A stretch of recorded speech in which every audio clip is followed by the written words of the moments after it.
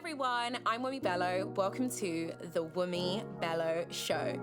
Every episode, I'll be bringing you unfiltered stories from old and new friends who've given me access into their most vulnerable and life-changing moments.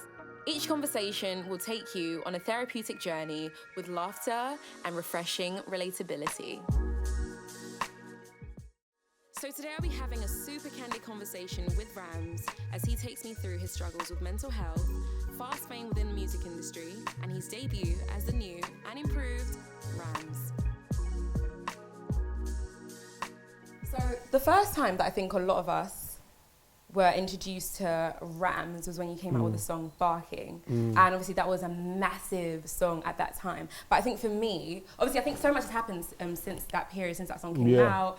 And I think for me, there was one moment, you know, where you opened up a whole new conversation. That I think that the music industry, it wasn't a conversation that was being had, and you were having it in such a profound, huge way. And I just found it. I remember like seeing a couple of your posts, and I was thinking, although like you know the situation is not ideal, but I was thinking, wow, like this is on Instagram, this is on Twitter, this is so heavy, and that's kind of why like I was like, I need to at some point like have this conversation with him. But before we even go into like all of that, because that's a lot, before we go into all of that, I kind of want to go back to like your childhood. Like I feel like for a lot of people, especially people who have, you know, stories like yours, and correct me if I'm wrong here, someone who has like a lot of depth to their character, I always feel like their childhood must have some sort of like an interesting story. So what was like your home dynamic like?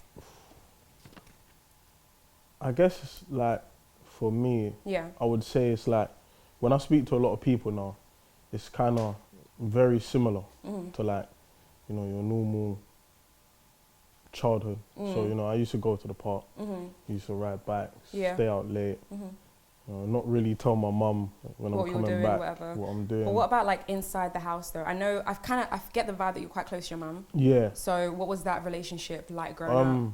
For me and my mum, it was just me, her, my grand, sister in the house. So there wasn't many of us. Then my sister came in like 2005. And I didn't really know my siblings until my mum lost her sister. Oh, wow.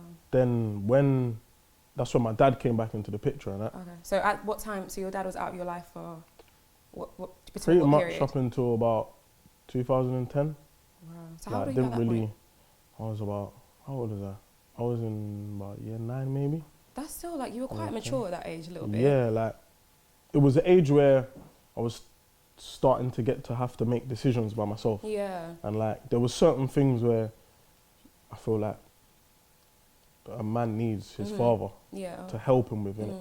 But he wasn't there, so it's more like cool going to my mum or my grand's brother that was back and forth from Jamaica sometimes. So when he came back into your life in like 2010, how was it building that relationship again? I don't have a relationship with him. Like I still don't like speak to him. Like I don't like have a conversation where I can call him every day and say, "Raw, this is what's going on in my life right now. This is what I'm doing. Like look at this." It's more, you know, maybe once a year, maybe. No way. I get like I might see him when he comes back if he's at my brother's house. Yeah. But other than that, like even when I went to Jamaica, and I think like last year, the year before summer. You're Jamaican, right? Yeah. Okay. And we was there with the family. He was making like all the other siblings clean. I was just looking like, if you told me to clean, I'm gonna tell you, you better like. Almost kind of like you can't even tell me what to do. Because you have no right. So that's the kind of way I see our relationship. Do you feel like there's any room for that to kind of change a little bit? I don't think it will ever change. Really? No. You're not open to that at all?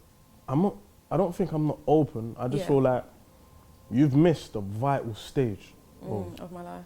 My life. Yeah. And I feel like doing what I do now in my career, it's just a way of me thinking, you're here for one reason. When you think about the moments that you've had online, like where you're talking about, you know, your mental health, etc. Do you kind of blame him a little bit when you think about like if he was in your life, the impact that he would have had to kind of prevent you from having certain like meltdowns?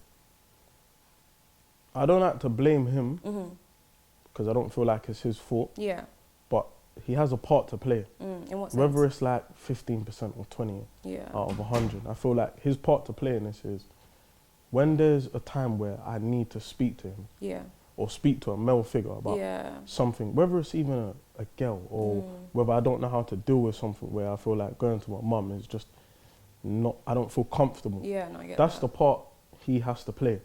And because he's not there, it's like, so who do I go to then? Like, you don't really go to your friends that much because you think, oh, they're just going to judge you. They're not going to understand, They won't understand. So you just end up just keeping it inside. So at what point do you think that you got to that level of acceptance? Because it sounds like you've just kind of accepted that the relationship will never be, you know, the typical like father-son. What stage did you get to that? I would say shortly after I found out that I had siblings. So wait, you didn't even know you had siblings before? Yeah, I didn't even know. No. Until 2010. No! I found out when How did you find out? He was just at our house and I was just asking him like, "Bro, have I got any brothers?" And I couldn't have one sister. Yeah. Because I used to find out like my peers had, you know, siblings. I didn't really understand. You know, when you're young, you don't understand that. No, I hear that. Your dad could have like bare kids, but not with your mum. Like, I didn't understand that.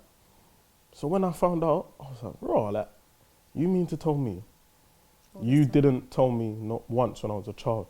But that's Wait, when who didn't tell, your mum or your dad? No, my dad, because my mum never knew either. Oh, no. So it was a thing where it was like, raw. So when I got a bit older, even now, I do the calculations. I think, wait, hold on. There's like, I've got twins, then one that's like 22, and I'm 23. Oh my gosh, your brother. One's that's 25. Yeah. Then sisters that are all 18, different mums, but same dad. So have you started to build a relationship with them? Yeah, but it's difficult. Yeah. Because it's like... Tell me about it. Like, it's mad difficult. It's mad. I've met some through me being Ramz. No. Yeah, Why, isn't like they pull up to your DMs? Yeah, like, he sent, I think, a message to one of my sisters saying, "Bro, like, this is your brother." And I was just thinking, like, fam, this is a joke. So does that make you a bit weary of building a relationship with them, because you're now Ramz, you're just not, you know, an average Joe, like whatever. You're successful and you have fame. So do you kind of feel like maybe people might want to leverage off you? So in that case, you're a little bit more apprehensive. Some of them do and some of them don't. Like, I feel like there's a lot of pressure on someone like me when you're in a family of a lot of brothers and cousins and aunties and uncles, because I'm not seeing a lot of people for how I used to see them. Yeah. So now it's like, right, you change, you don't even tell us what's going on, you don't even come around no more. But it's like, I'm actually doing stuff. I'm actually like, I don't blame myself. Like, I'm not saying like, raw, I don't make time for you. But it's more like, you know, I've actually got a lot of responsibilities right now where I just need to take care of so many things. So it's hard to like do those things that I used to do before, but it's just about balance. You feel like you're finding like a better balance then between career and, you know, family. Yeah, it's difficult. It's difficult, because before, like, I would turn up to maybe a family function, but I think I've missed like one of my god sisters' birthdays like twice, or forgot to even say happy birthday. So it's like, raw, like, you can't even do that no more. But I don't mean to. It's just like it comes with the... Yeah, like, I think it's because you have so much on your head. Yeah. You have so much in your brain going on at one time. It's like you can't even process. And I think it's mad because a lot of people, if they're not in that world or in that environment, they won't understand that. So it's kind of like having to try and get them to understand that is an even bigger challenge in itself. Yeah, literally. So I know you grew up in Mitcham, right?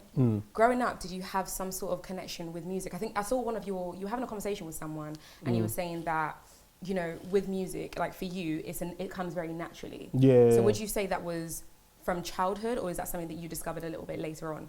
Yeah, that's from childhood, you know. Really? I think that's from just, my mum loves music herself. I mean, she can't sing in that, but, you know, like, she likes music in that, innit? So she'll like play all these old school tunes and that. Yeah.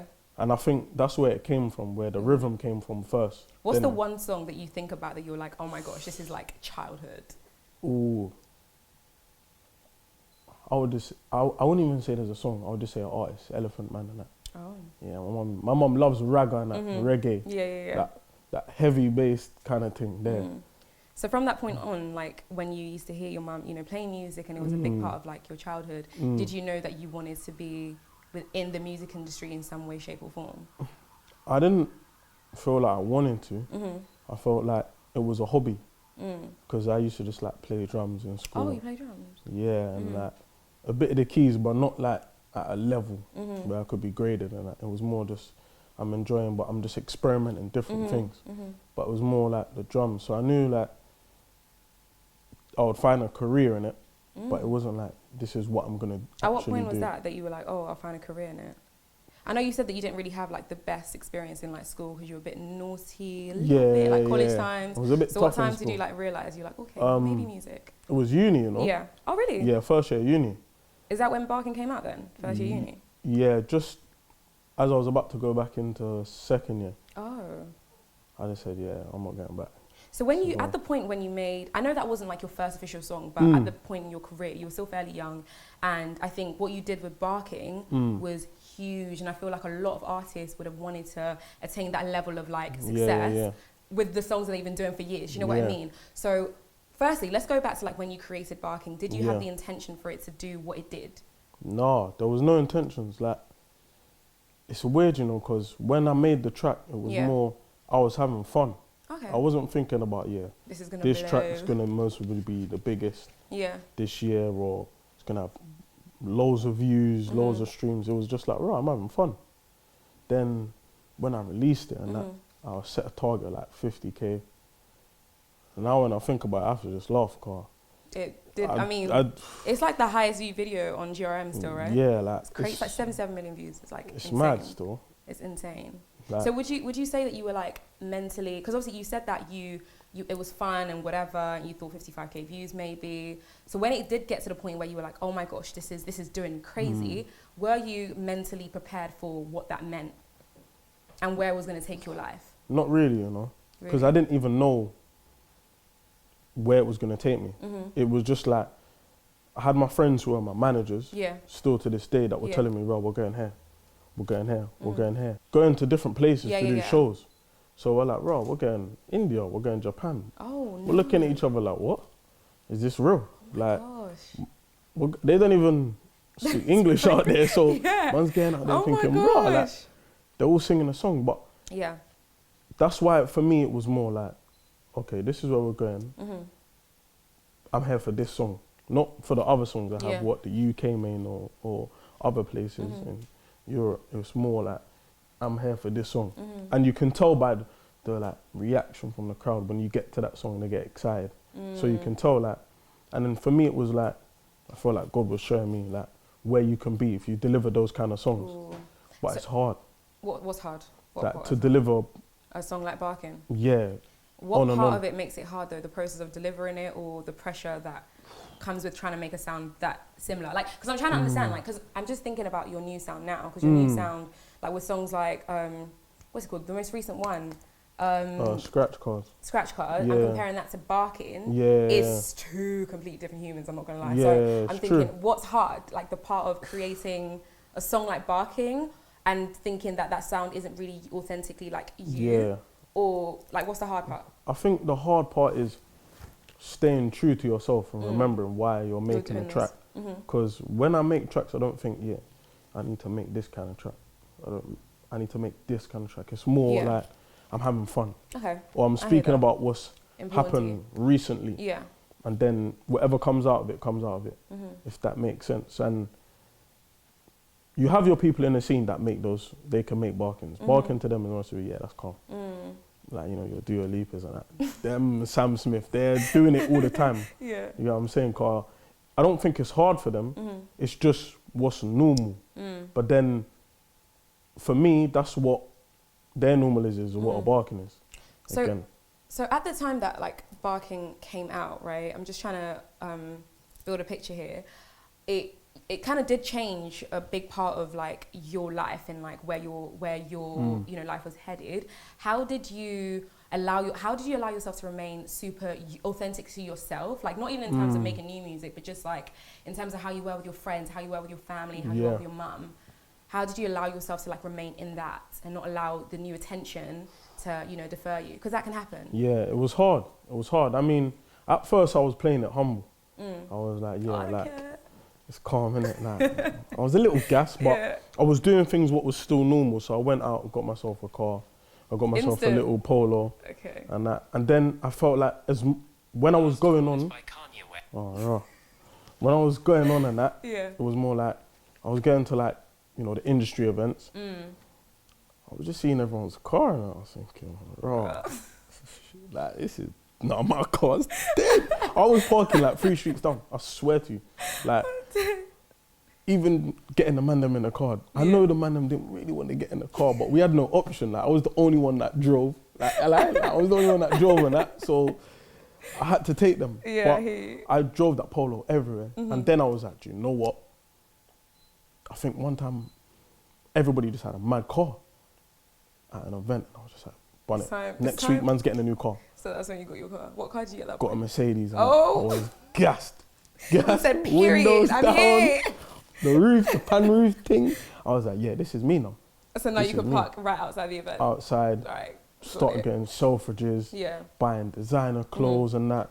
But what those things that you were doing, like buying the Mercedes and now going to Selfridges, did you feel yourself, like thinking back in those moments, feel yourself starting to gravitate towards like a different world? No? I was just trying to fit in. That's how I look at it now. Is that not like feeling like you need to almost change though? Yeah, kind of. Cause when you, to be fair, when I feel like for any artist that comes into the scene, they look at what's going on and think, cool, how do I need to be like them. But little do they know, the tactic these days is raw. How do you be yourself? So, okay, say this interview. Everyone would mostly come in like bottoms and that. When I was upstairs, I was like, Barney, I'm putting shorts on. I was thinking, oh, but everyone might laugh and that. But really and truly, I'm just being myself. Period, yeah. You feel me? So it's like... But I think to even get to that point, it takes a level of something to happen. Like, so I think it's actually the perfect time for us to probably even discuss that a little bit. I think, so Barking, you know, was doing well, and then you came with Family Tree, and then that was like another hit. And it just seemed like everything was going well. But then I remember it felt like, it was weird, like, it was like Barking, Family Tree, Ramz. And then slowly there was like this like pull in the opposite direction where I started to see some negative comments, and it wasn't just like one off, it would be like, Ramz is shit, Ramz Ramz can't make music, and it just kept on growing. And I think it got to a point, was it the Summertime Ball thing? And then that's when I started to see the shifts, and I'm one of those people, like I pay attention, so I'm like, all right, so what's going to happen now? Because this is just a lot. It's almost as though like you're new in the industry, you're giving, and you're doing well, but then it's almost like it's not good enough. How did you feel like just stepping into that side of things? Because it's a big flip from Barking. This is. I feel like this is one of the most biggest things for me, car. I feel like this is what's made me today, where I am now. Yeah. But I feel like the term was from Summertime Ball, when it all went wrong. But that was not just because of me, you know. That was me being put on a stage where I'd never experienced in my life before. Like this is just your first time. I ain't even got the right in-ears and that. I don't even know what the little details, I don't even know what I need to be looking out for. Like, I've come out on a stage and that. You already survived. I'm looking out thinking, oh my God, man's in Wembley. Like, this is 90,000 people and that. I dreamed of playing football there, but man's performing. And man's walking down thinking, yeah, cuz, Wembley. I'm looking at everyone, I'm thinking, oh my God. But I'm thinking of everything. I'm thinking, my mum's watching this, my friends are watching this, bare people. And the one thing I recognised before performing that day was that if it goes wrong, Twitter are getting onto you right now, whilst you're performing. How mad is that? That's your thought process. Like you're thinking so many things on that stage. Like when it's such a big stage. But when it's a small stage and it's like 20 people, you're thinking, yeah, it's calm. Like no one else is gonna see this. But I didn't know the level of Summertime Ball. Backstage, I did. I'm walking around, I'm seeing people like Ollie Murs and that. You know what I mean? I'm thinking, I'm putting my head in like, your ride is hard still. My ride is like a little crisp and that. But I felt when that went wrong, I felt like that. Did you know though, whilst you were performing that something was going wrong? No, because we was in the stage and I asked my friends like, that was calm, innit? And they was like, that was hard, that was hard. But when you're listening, you don't know what's going on if you're a fan, because I'm singing it, but they don't know that it's out of time. So when I've gone back to watch it, we've all watched it together, I've just looked at everyone and I've just said, we can't even do anything. Like, it's gone. Like, and from there I felt like if that never happened, I wouldn't even be here today. Because there were so many things and so many people that approached to help with certain things that turned me, I feel like, into a better artist and made sure my prep was better for any show that I do, whether it's 10 or 1,000 or 20,000. Like, I made sure it doesn't matter where I go, I'm gonna practice before. I'm gonna know all the words, everything. So do you feel like that moment on stage and you know when Twitter did actually get the video was what led to you having that moment? Yeah, because that was the stage where there was like, I felt like for people, they wanted to find a way to bring what I was doing down, because it was like, raw, like, where's this boy even come from? Like, how you just made this track and now you're here? Like, it's unfair. That's what, if you want to say it like straight up, it's unfair for somebody like me to just come and do something like that, because they feel like is that artists been or working. people though?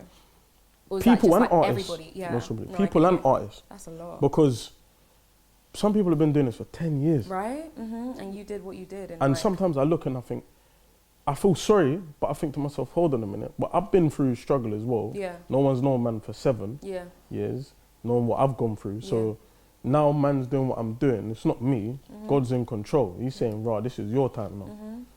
You get me? And it was a thing where I feel like people tried to cancel me and all of that. And I felt like they were just trying and trying. Then I took the long break and I couldn't make music that I was enjoying. I never had no music. That's why there was such a long break. So I just want to kind of go back a little bit to, obviously, the post. There's one particular post I'm talking about, the picture of the man hanging. And I'm just going to go back to when I first saw it. Like, I came online and it was like, Ramz. And I was like, what is going on? And I saw the post and I was like, oh my God. So just to kind of go back to the moment when, like, I don't know where you were, but just thinking back to where you were that moment when you posted it, what was your thought process? Do you know what, back then it was tough, because I felt like for me, there was a big part of it, there was no music. And I felt like I was just living my normal life, trying to get back to a stage where I felt like, right, I'm not dropping no music. Like, I don't want to. I felt like people didn't deserve to hear me, but there was people that did, and I felt so sorry for them. But what got me there was the fact that people would my name would just come up and I wouldn't do anything. So I think, like, what am I doing wrong? What do you mean your name would come up and you wouldn't do anything? Like, whether it was just on Twitter, I would always see something. Something negative. There was nothing like, raw, like, he's done this. Raw, deep what he's doing. It was always something. Whether it was hairline or whether it was maybe being big or something like that. Or trainers, just anything, any little detail they could find. So I was thinking, you know, how am I even meant to live? Then I would even go out and I would see people and they'll laugh at that. I think, do you know what? I can't do this no more. Like, then I think there was a point where it was like, we was meant to get like a video out, and I just got to the point where I was just like, you know what? I can't do this no more. And I just felt like I might as well just go, because who's gonna care at this point? If everybody really thinks these stuff of me, then nobody actually cares, because I'm not even seeing like... You're not seeing the positive stuff. The positive. It's all negative. Hidden. Like, I can't see nothing. Like, posting a picture, I'm just getting bad comments under my thing as well. So it was just like... It's a lot. What's the point? So do you think that, you know, obviously that post was a lot, right? And even with the caption, like the way it just said suicide, right?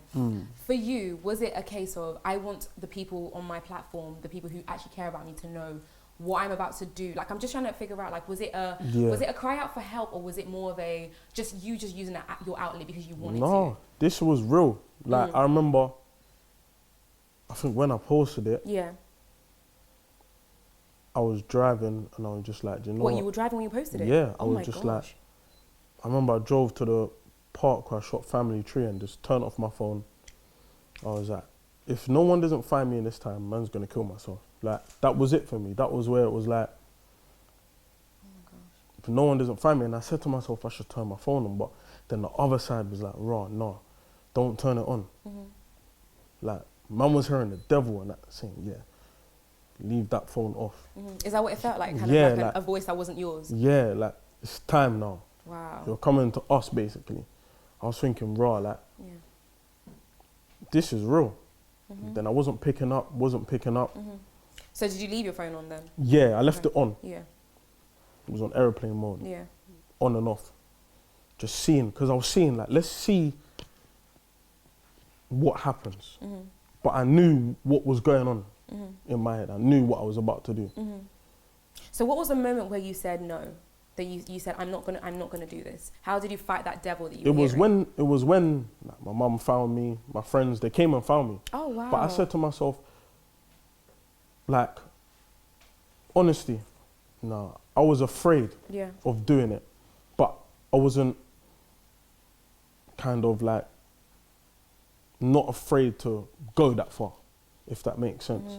So when they did find me and the police and the ambulance came, it was an even thing where I was like, I'm not opening my door because I was in the car was locked. I was like, I'm not opening the door, I'm not coming out of the car. Like, I would do it in front of everyone. Wow. Like, and just find a way somehow, like, to escape all of this. Yeah, because I just felt like I feel like everybody gets to a point where they can't manage things no more. So for me, it was like, if I can't take this no more, what is the way out of it? What is the way where I can come back to a point where it's like, cool, I'm happy now, or I'm telling myself I'm happy. And it was like, I couldn't find it. So this was the last result. So when your family and your mum came, what was the next move after that? I just saw my mum cry. I'd never seen my mum cry like that since she'd lost her sister. And I think that was the biggest thing for me, seeing my mum cry, because it was like, when there's no one there with her, like my father, it's like, I'm letting her down. I'm about to leave her. And I'm thinking, right, I'm gonna leave my sister who doesn't really understand what's going on. Like, it's almost as though now you're fighting the devil with more things. In that moment, it's just so much going on. So much going on. And I opened the door and I was like, do you know what? My mum just hugged me and I started crying. Like, I couldn't even look at my friends. Like, I couldn't bear to look at them because I just felt like I've let you down. This is what people have brought me to. Now you're gonna have trouble. Like, but there's bare thoughts in my head. Thoughts going all the time. So when man's telling them this in my head, thinking, yeah, they're not even gonna be happy with me. Like, they didn't even want to come close. They didn't even want to speak to me. They all came to the hospital. When I got in the ambulance, they took me to the hospital. There was like, they started asking questions and I was just, I don't want to answer no questions. Well, how can you expect me to talk? And then when they got people to speak to me, and I finally said, because they wouldn't let me go, I just wanted to get out of there. I was like, they're gonna take me to a mental home. And I was like, I don't wanna go there. That's not where I belong. It was a big regret. I felt like just taking all the videos down. But it's annoying because once you enter, you can't come out. You can't. There's Even if no you don't make coming music, you're still getting something. Yeah, like, and I just felt like everybody had seen my face. So it wasn't like I could just run away, go to a far place. There's one person that just knows. So it's like, I can't run away from it. Yeah, no, I hear you. I have to face this problem. When you came back online, obviously you switched your phone off and your family came, the ambulance came. Firstly, what were you expecting from the people who were going to see what you posted online? Or was that even a train of thought? I didn't even care.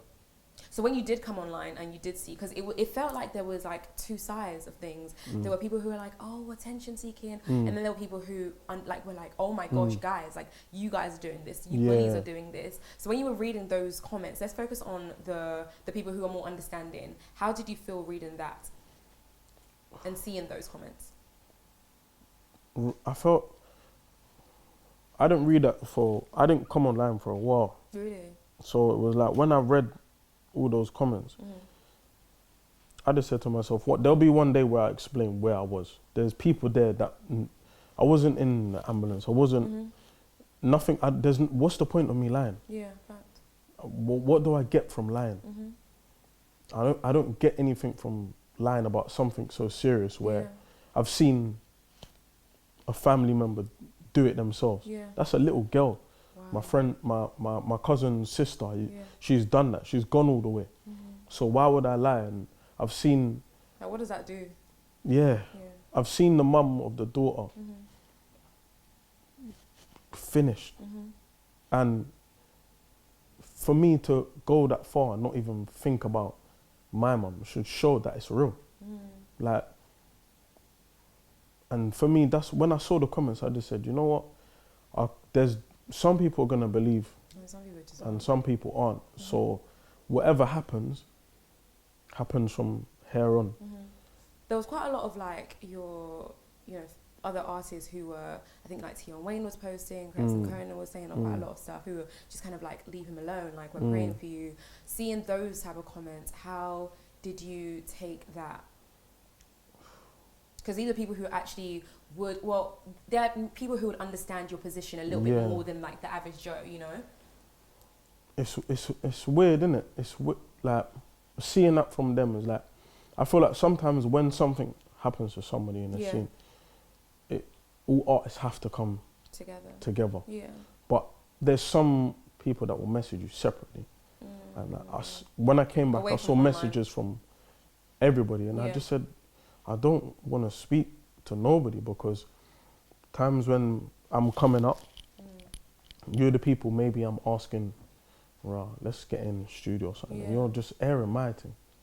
But that's one of the main reasons as well, was fucking with man's head, car. I'm thinking, no one wants to get in a session with man, but ain't man got one of the biggest songs? What are you man on? Like, come on. Like, what do you think that was then? Tactically, I just think it's like, because the way people work in the scene is, if you got two artists and they're popping, they're gonna want to work together. It's simple as. Whereas if you've got one artist and you look at another artist and he's not popping as much as the other one, he's gonna judge that person and think, you know what, I'm just helping you, innit? Like. But at that time, you were the one who were popping. Like, you had the. Yeah, but it was because of one song. Okay. At that moment in time, before I went with the other family tree or whether it was Hold You Down or anything. So it was like raw, like, and I wasn't rapping. I wasn't like. I'm coming in with just sweet music, not violent, just calm music, where it can be played at Costa or something like that. So people are like, "Raw, that's my brand is not about that thing there." You feel me? But how did that make you feel though? Like thinking that that's probably their thought process and that's why they're not responsive. It just made me feel like, you know what? Like maybe there'll be one day where someone says, "Raw, yeah, I want you to come on this remix. Or I want you to come on that song. I want you to do that." So it was more like, when the time comes, it will come. Whether that's in 3 years, 5 years, could be in 8 years. It will come to a point where it's like, I remember when I wasn't really getting a hold of people that much. Even though they're still cool, a man loves certain people in the scene. I don't love everybody, but I know that. I respect you. Yeah. That's good enough. My gosh. So I think obviously with everything that's gone on in the world, we've kind of gone into like a massive silence with COVID and Black Lives Matter. And I just remember like watching, you kind of went quiet for a little bit. And I remember you came out with the song Suicide, right? And I remember listening to the song and I was like, oh, like when I see a song like that and it has such meaning, because you were talking about, you know, what you were kind of expressing here, like the moments you had and the thought process you had, whatever. I think that the moment you get to a point where you're able to make a song about it or write a book about it or whatever, you're either in the process where I've come out on the other end, or you're in a place where I'm coming close to the other side of whatever. So what was it for you at that point when you wrote Suicide? So when I wrote that, I was close to a producer called Ramz, and we were just making new songs. Yeah. I vaguely remember. Because how long after the post? How long after your first post? I think it was like 6 months. Yeah, I can't remember the dates. Yeah. But I just know I said, like, when I was seeing a therapist. Okay. And I remember, like, I was due to go on holiday that year. Yeah. I was due to go on holiday. I think I was going to Miami, and they was just saying that you can't go because we don't trust you. Oh. And I kept saying that you have to let me go. Like, I have no other option. Like, and I had some of my peers, like my friends before music, that do music as well, that were saying, listen, you got to turn this around. So I kept saying to the therapist, please just let me go. Like, I promise you, I'm going to be with all of my friends, so just let me go. So I think it was a bit before that where I was like, let me try and write this. Let me try and figure this out so I can at least try and get my head in a better space. Because I was refusing to go to a mental home where I felt like it wasn't for me. Because I felt like if I went in, I wasn't coming out for a very long time. Oh my God, why do you say that? Because I just feel like, for me, when I get put in an environment that is not good for my head, you can't get it would damage me for a long period. There's still, even to this day, it still damages me a little bit. Yeah. Whether I'm going out, there's times I've gone out and someone still laughed and I've just lost it. Just that little bit. Yeah. And I feel like maybe one day I'll lose it and something bad will happen, but obviously I pray that I don't. Yeah. But I still know it's there. It's not fully gone. So when I see certain things, it gets me still. But going back to the trip, they allowed me to go. And I felt like that was the turning point into where I was like, when I get back, it's all or nothing. I have to do this. There's so many people that are kind of not relying, but believing. It's like I come into this with my friends in the area. It's like people are going to my friends and saying, "Ro, what's your boy doing? Your boy's embarrassing."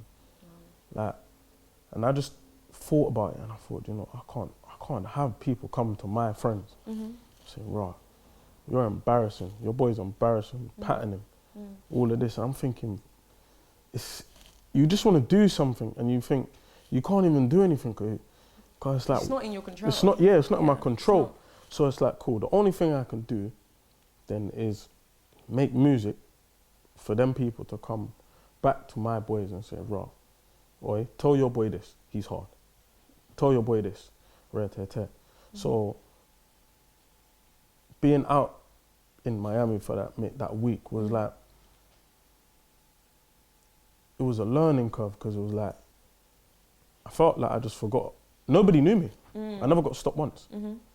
So I was like, raw, like, it's refreshing. This is kind of showing kind of like how big I am right now and how big I want to get.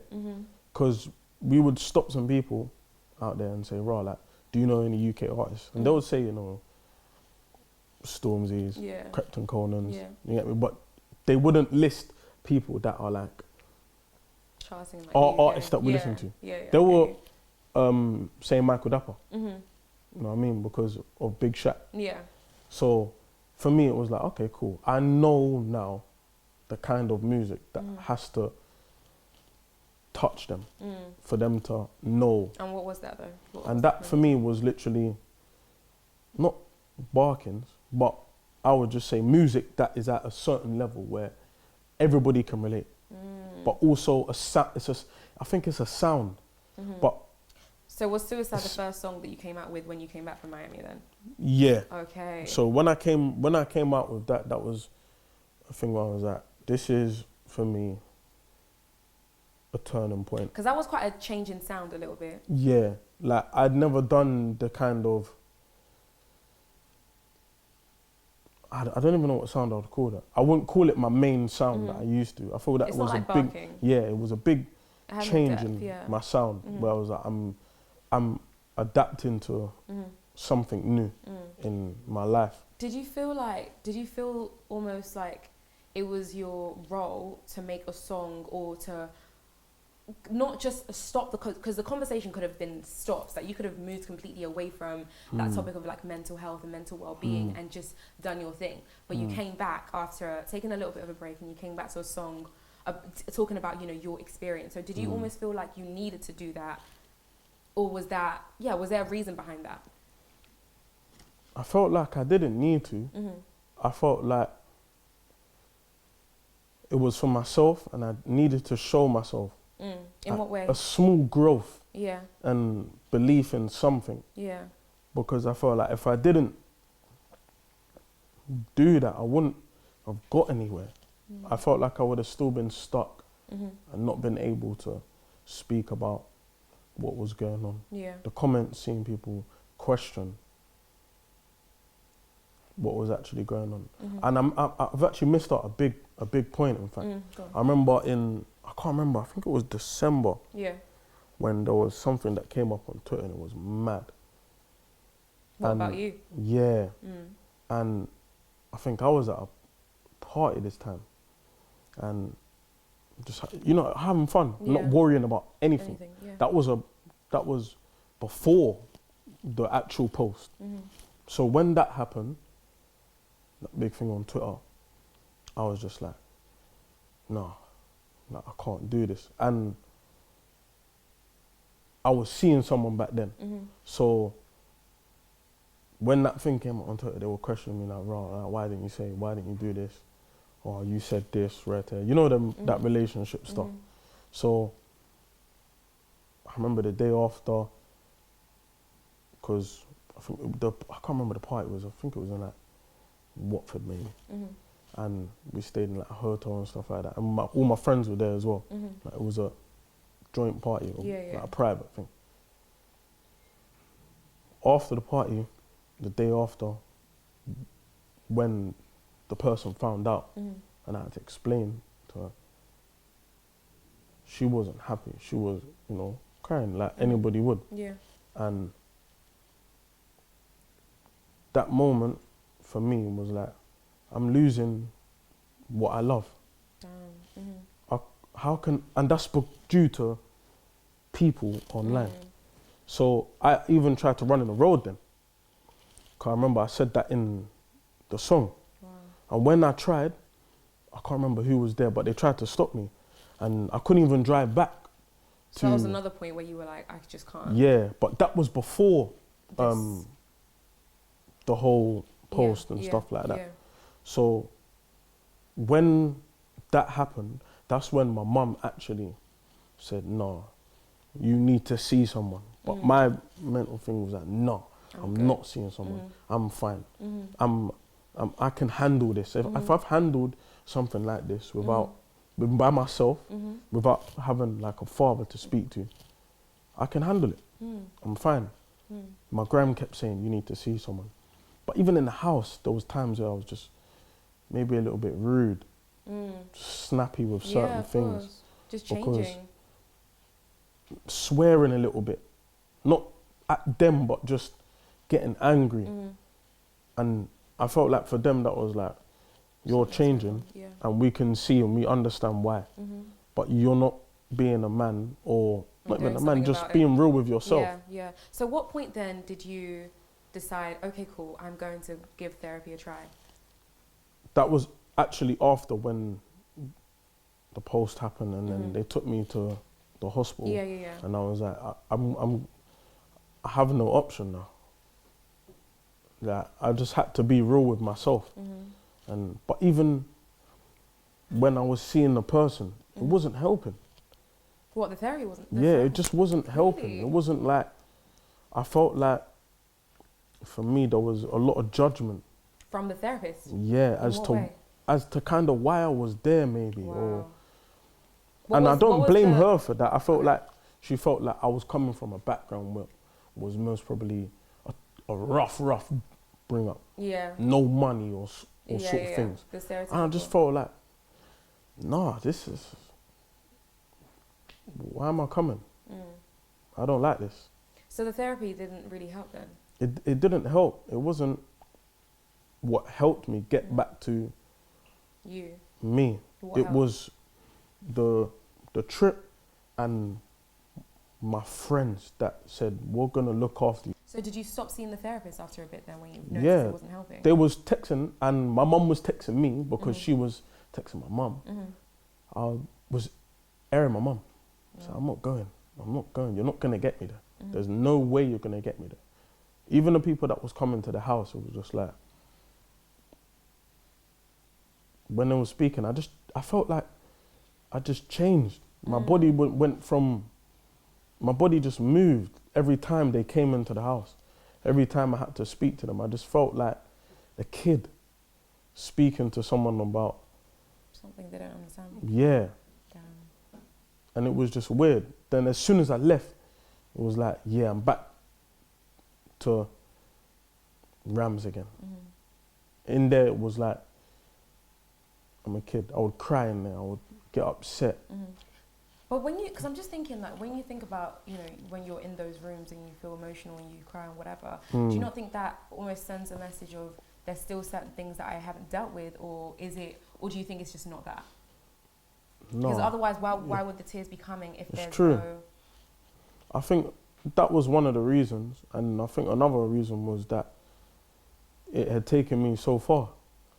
Like, that's why I was in so much tears, because I was like, all that was going on was that I might just end up in a home, and I don't know if I'm gonna come out. It's almost like and how long by for? all cost avoiding that. Yeah, so I think that was my worry. That was the biggest worry, because I was thinking, they're not gonna let me out. They're not gonna let me out. I can't actually end up there, like. And I don't think I was like judging anyone, saying if you go to that place, you know, you're. But you know you, and you know what you can handle. Yeah, like I just felt like I would have got even worse, and that most really would have been the end of man's career. Wow. That would have been, yep, there's nothing from me. You're not gonna get no music. There's no such thing. You might as well just take down the music, like, because. Yeah, that would have just finished. I feel like there's been quite a, like, just watching some of the videos you've been posting, like online, on Twitter, on Instagram, all these platforms, like, over the last couple of months, there's this joy that, like, I'm just getting from you. And it's so nice to see, and it's so refreshing, and I'm just like, I just want to know, like, where are you now, like, mentally? You see now, yeah, I feel this is mostly the best you're vibing right now. Ever been. Like, and I feel that's because I said to myself, like, it took me a while to realise, but it's difficult. You see what I was saying about staying true to yourself, and I went and got the Mercedes and that. I was just like, do you know what? What is it that I've done wrong? Or what have I tried to do to feel like I'm apart? Whether that's down to clothes or cars, chain, watches, anything. So I was like, raw, bun it. Man's getting rid of night clothes. Because that's what I was wearing before. What you did? You got rid of everything. Wow. Trainers, got everything gone. Like, just got rid of it. Got rid of the car. Because I was like, this is what brought me here, realistically. Driving a car, trying to pay £600 monthly for it. It's just a waste of my money. Then I was like, raw, I need to just be a bit more true to myself. Maybe I should. What does true to yourself look like now? It's doing stuff what I like. So, for example, like, some people wouldn't go and get like a little facial done and that. But I feel like for me that's important, calm. I hate you. You know, when I do a video and like the day before I get a little facial, so it's calm and that. So I feel that was another thing as well, where it was like, that's important for me. And doing stuff what I feel like artists maybe do, but they don't show what they do. So there must be other people that will get it done. But with artists in this game, it's like, if somebody posts, like, what can I say? You're doing their facial. Okay, yeah. Every artist will be like, raw, I'm gonna get mine done now and post it, because everyone will interact with it. But I just said, this is what I do. This is what I used to do. So why am I not still doing it? Just being you. Yeah.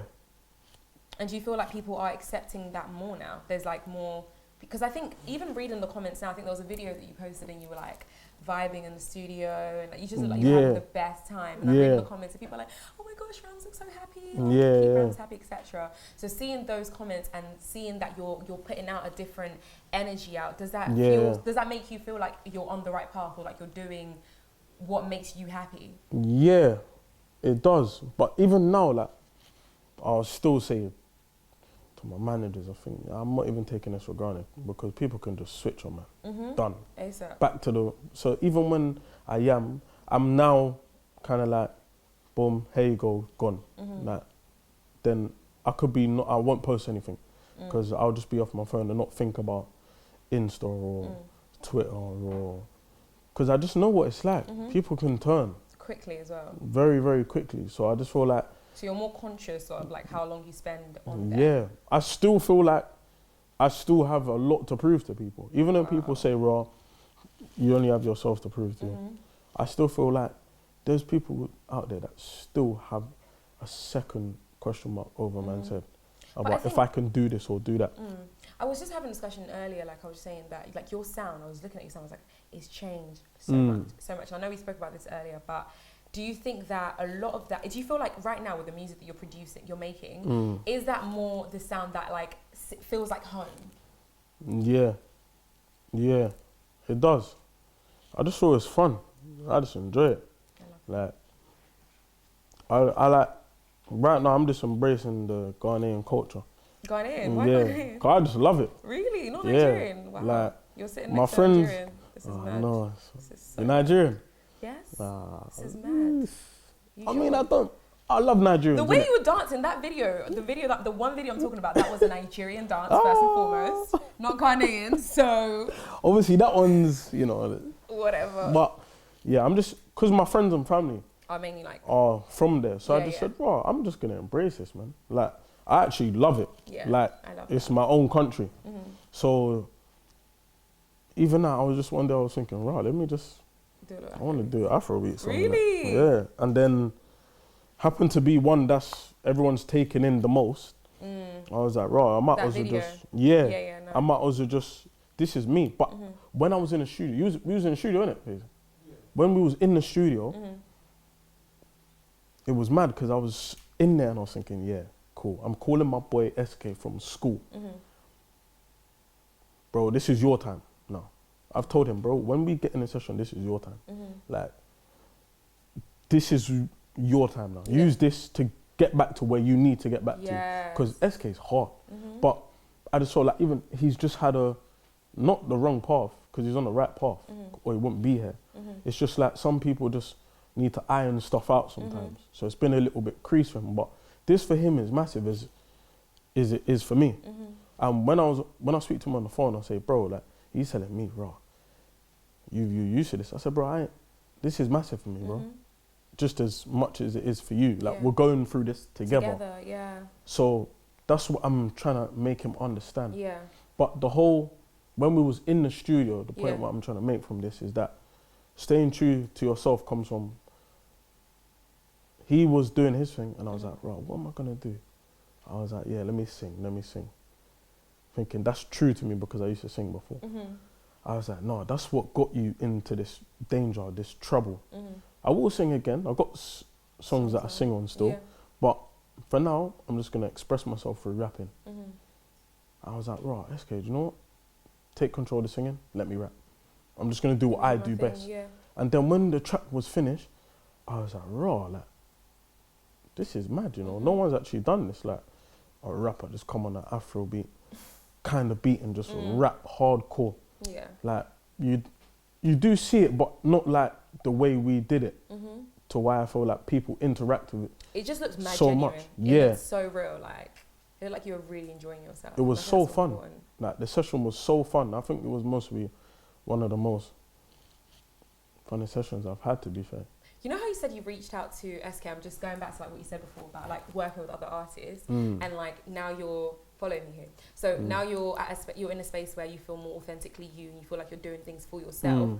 When you think about with the way the music industry works and everything is like very like cliquey and like, you know, you said other artists might not respond to you, might not want to work with you, for this reason or this and that reason. Do you feel like at the point that you're at now, that thought process or even caring about that is just not something that's on your mind anymore? Like, do you mind?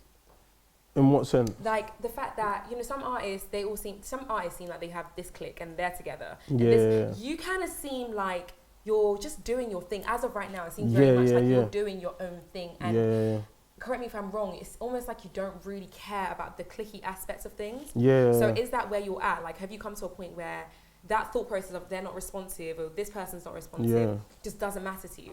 Yeah, it doesn't matter to me no more. I don't even care, man. That's important. Nah, I'm on You know, fuck it, like, I don't care. Do you do what you want to do? Yeah. I know who will be in this for the long run. Ooh. Like, cause I just know. I just sit back and I just know what's gonna happen. Whether that's like, that person won't be here anymore, that person will. I'm not a person to say, oh, I don't want you to be here in 5 years' time. I hope everyone has a career because everyone has a family they need to help behind them. But my thing is, I believe in karma. I believe in like, well, if you do something to someone or you have a certain, you know, it will come back to you. Because I've had one where it's like, raw, I've seen someone use a beat that I've jumped on and I've got mad angry, started messaging people and that. And I've just said, you know what? Just be clean-hearted. Take it. I understand. Do your thing. I hope it goes well. Not in a like, I hope it goes well, then pray for something bad to happen. I said, I understand. No. That's why I think my thing is like, now is, cool, if you're an artist and you're, for example, at this level and I'm at this level and you don't want to work with me, it's calm. I don't even care no more. Like, it's me, now the thought process is, if you're good, I'm going to work with you. And we're going to put out a song. Because... So now it's more about the vibes, like the energy for you. Yeah, because it's just real. I love that. So at the point that you're at now, would you say like you're like wholeheartedly happy, or do you know that, I guess we can all say that we're happy or like whatever, but do you feel like there's still stuff that in you, you know, that you still need to, you know, work through, or this journey, it's like an ever-going journey? Or do you think you're now like, I know who Ramz is, that it's not fickle anymore, it's fine? I've just about found the brand. Like, what's the brand? The Mitchum Dreamer and all of that. All right. You know, it's getting there. Like, it took me a while, but I said to myself, everybody here. The way I put it to my friends was like, in America, man are getting on private jets, having fun with Rolls Royces. Cool, that's all nice, and like I see it, I hear it, I understand why they do it in it, car. They're too big, paparazzi follow them around and that. Then I was like, out here, who's really that big other than Stormzy, Dave and Huss? And your others, your top 10. Thinking, rah, like, I said, rah, like, cool, these men are my peers and like, I want to reach the level they're at and get awards that they've got. But then I was like, if you flip it now, I was like, rah, cool, people say UK, America and that. But I said, hold on, like, man loves Meek Mill, for example. He calls himself the Dream Chaser. I was like, rah, let me call myself the Mitchum Dreamer. There's nothing wrong with that. No. Then I was like, hold on a minute. He's got like a thing where he's on a private jet. And obviously these things don't thing me that I don't need to go on a private jet. It'll be nice, a little champagne and that. Right. But, you know, like I said, the level, if I aspire to be like that, I'm going to pass these man here. Not in a rude way, like, raw, see you later, or bye. But more like, cool, I'm going to get to that level. And then show people, like, raw, man's levels. And I feel like someone for like LMA. You know how we always talk about LMA being from here, but her now. And I feel like that's because she mostly had that thought process as well. And was like, you know what? Why not aim for something more bigger than just hair? So that was kind of where the rebrand kind of started for me, and was like, yeah, do you know what? I'm going to keep going and going and going and making sure that I don't just want to be like people out here. It's my own thing. So in the moments where you see people, you know, maybe laughing or not understanding this new thought process that you have, where you know what the goal is, you know, Mitch and Dreamer, that's your thing. Like, what is that? Or are those thought processes what keeps you going when you see people who don't understand you? Yeah, because I feel like I've not even done a tour. I've not done those. Go to Manchester, Bristol, and all that. Like, I've never done what an artist should have done with the songs that have touched the level it has for me. So it's been like, I've missed out on a kind of like a lot of stuff. So when the COVID thing happened, I was like, oh, I'm done. I'm brimmed, finished, gone. Like, what am I gonna do? Is that what you're thinking? Yeah, I'm thinking, oh, this is dead. It's mad. Can't even do a show now. Like, even that, like, I was thinking, oh man, not even a little murky face or nothing. Just gotta stay at home now. But I said, this allows me to be in the game for even longer, if that kind of makes sense. Where, really and truly, maybe I shouldn't, but I'm finding a way to now make people not think like, yeah, we're bored of this guy now, we can just move to that person. And he'll give us what maybe Ramz gives us, but even better now. Do you think that, I feel like, because you've been through a lot, right? And you've been very open and very honest about what you've been through. I just want to know that, does it kind of make you feel like your purpose is a little bit different? Like maybe understand your purpose on a wider level that's less attached to you and this like idea of like Mitchum Dreamer, but more attached to what the impact that you can leave on another human's life, you know? Yeah. I think the impact I most probably leave now is like, you can just turn things around. Did you do it? Yeah. Like, and it doesn't even matter what you do. Like, if you say you're bored and that, if you just think you can grow your hair, you never know. Your hair might grow in that. Like, and I think another thing is, a lot of the time now I've just said, I'm going to do this. And I've just done it. Like, I said, bro, I want to maybe do this track. I used to grow my hair, done that. Like, just different stuff. Yeah, and I felt like I've always sat back and said, no, I'm maybe not going to do that. I'm a bit afraid. But it all starts from somewhere. I feel like it starts from, if you're an artist, uploading on your own channel. I think that's so massive. Like, because you believe in yourself. And I never used to do that. I was meant to go on my own channel from like Family Tree, which was like 3 years ago, and didn't do it. Now you're doing it all the time. Yeah, and I just think it's just more like, it's just you. I love that. I feel like it's a perfect place to round the conversation. That was beautiful. Right, we done? Damn, that was really beautiful. How'd you find it?